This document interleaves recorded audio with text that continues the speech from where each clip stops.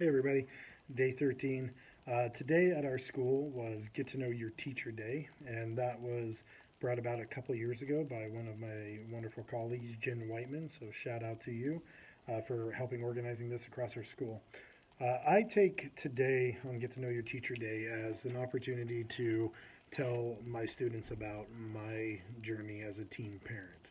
So, even some of my colleagues may not know that when I was 15, I got my girlfriend pregnant at the time, and we were just sophomores in high school. So, teaching mostly sophomores, it's a pretty relevant story for them because I literally was like the age they are as they're sitting there listening to it. And so, when I'm telling the story and I tell them about when my girlfriend told me that she was pregnant, right? Like they're sitting in that thought of like, what would I do or what would I say or how would I feel or how would I act if my girlfriend told me she was pregnant or if I found out that I was pregnant.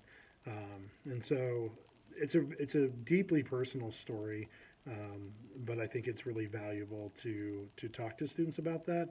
One, it kind of lets them see some of the obstacles that I've overcome, and how I messed up a lot. Like I think that's one of the major stories, the messages that I want students to feel is that you can mess up multiple times, deeply mess up, and you still have time to recover. You still have time to right the ship and to accomplish what you want to accomplish. You know, for me, did end up graduating, and my girlfriend, who's now my wife of 14 years, also graduated with honors, and I was proud of that. But we wanted to go to college, and I ended up actually flunking out of college my first year. And I tell students about that, and I tell them about kind of my failures and my shortcomings, and how even though those things happened, I kept trying to push forward. I kept trying to figure out what my dream was of what I wanted to do, and fortunately was able to do that. Now, that part of that is my privilege, right? Like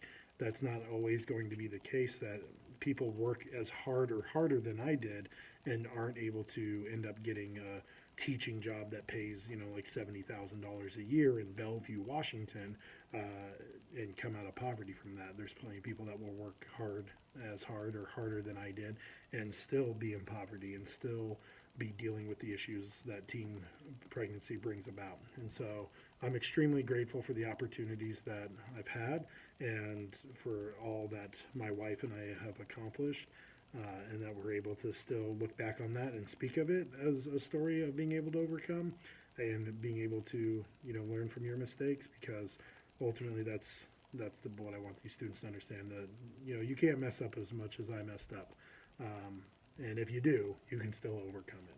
So always spread positivity with your students. Let them know that that they can learn from their mistakes, and that no mistake defines them. It's how they respond to their mistakes that defines them, and they can keep pushing forward. So until next time.